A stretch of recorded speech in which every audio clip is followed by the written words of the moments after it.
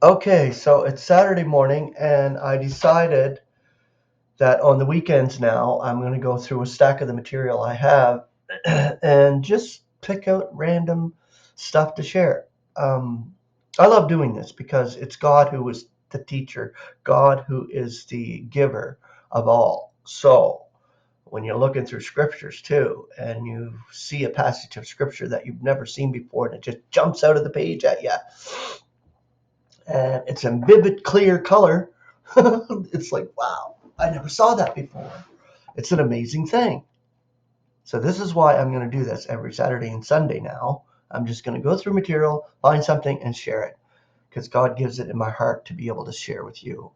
You notice this, that it is God who is teaching through us. There are teachers in the ecclesia, amazing, beautiful teachers in the ecclesia, building up the ecclesia, but God is the one that makes them. God is the one that gives them and makes them grow in the evangel and to be able to share and being teachers and evangelists and pastors and all those beautiful things that God has given us to be able to do what we do in the sharing aspect. So, me giving out other people's channels and promoting other believers is sharing truth. Even if I just had this video YouTube channel and just did that, that would be enough. Promoting other believers, other teachers. I love it. It's great. And sharing what God has graced me to share. But these beautiful books and readings that I find, material and treasures to share with you, God has set me up to do this. So just give me a second. I gotta let my cat in. Which way are you? I guess you're over here. No, you're not even over there. I'll leave the door open. How about that? Okay, so I'll just leave the door open here for my cat so it doesn't meow, meow, meow in the background. There it is, Jersey. So it is a beautiful Saturday morning, and I went through a bunch of material today because I was picking out a stack of unsearchable riches to send to a brother who texted me last night and asked for a stack of them, and I got excited. I was just like that kid in the candy store. Well, when you mail something out to somebody, you're excited the fact that they're going to receive it. So this is what I've been doing, and it's just a joy in my heart to be able to share these because I have all the volumes. I don't really need these loose issues. I love them. I'll keep some for myself. Of course, I set some aside for myself. But what I'm sending out, and if I do run out, which eventually I will if I keep sending them, I will let you know because honestly, I have the whole library of the greenbacks or the green books, which are the volumes. So it has all that material that's in those loose issues in the volumes. I still don't get the latest ones that they're sending out, so I'm going to have to reorder from brother Tony Nungesser because he's the one that sends them out at the Concordant Publishing Concern. So I'm going to have to get a hold of him because I moved and I believe the old ones are being sent to the other address, which is good because you never know. Maybe they'll get in the mailbox and grab it and say, what's this? It's for somebody else. I wonder if they'll return to sender or they'll open it and say, wow, what is unsearchable riches? So you never know how God works. That's a beautiful thing.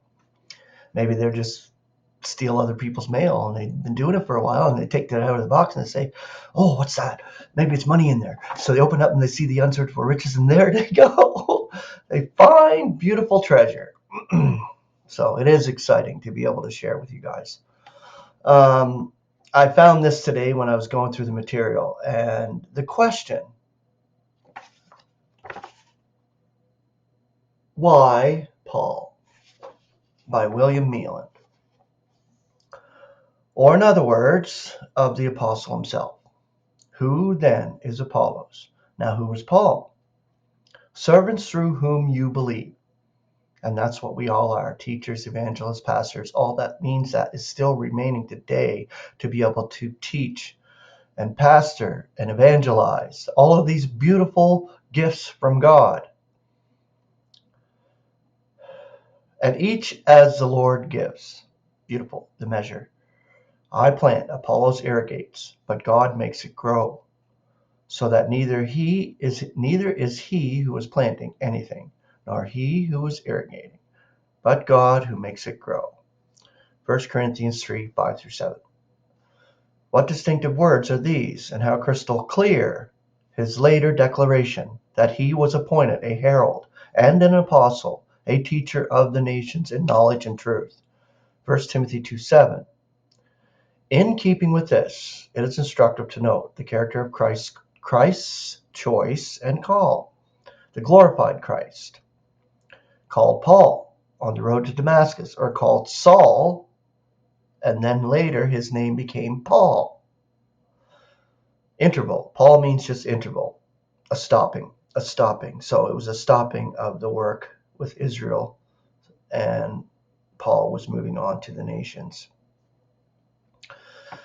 When he was called, so very different, and in so many ways from that of the 12. Exactly. They were chosen by Christ during his earthly ministry to proclaim the evangel of the kingdom. And after a night of prayer, he quietly selected them. But with Paul, his call was as a violent impact, wow, on his whole being. A complete change from an order of life he had come to regard as correct and religious. We see then that Paul was called by the ascended Christ, the ascended glorified Christ, with manner and circumstances totally different from the 12. This is significant, especially in the light of Christ's words to him. I was seen by you for this, to select you for a deputy and a witness of what you perceived, as well as that in which I will be seen by you, extricating you from the people and from the nations, to whom I am commissioning you, to open their eyes, to turn them about from darkness to light, and from the authority of Satan to God. Acts chapter 26, verse 16-18. So he was literally called and commissioned by the glorified Christ to go to the nations. In this quotation, we see that Christ was to appear to Paul yet again. Here is something distinctive indeed, a message of commission, absolutely unique. And for this, he was to be extricated from the people and from the nations. Gradually, then, surely, he was led on until a complete break occurs between him and those of his race who disbelieved. Okay, so tomorrow we'll continue on with this little short article, and I'll do this today and tomorrow because I like to break it up in parts now. It's kind of exciting because then you look forward to tomorrow's show when I share more. But think about it. Paul being called by the glorified Christ on the road to Damascus. It was a violent call, meaning violent in a good way. It blinded him for 3 days. But the beaming power and it could have killed him. I believe literally Christ, the glorified Christ, had to bring his glory down to call Paul. So to call Saul, who became Paul, but he had to bring his glory down. Otherwise, he would have killed him. When we get changed, our immortal frames, when we meet our Lord in the air, that's going to be so powerful because the glorified Christ is just an amazing thought. That's all. And just the power of it. I'm calling our brother Paul. But anyway, it's a beautiful Saturday, so have a lovely day, and we will speak with you tomorrow. Grace and peace.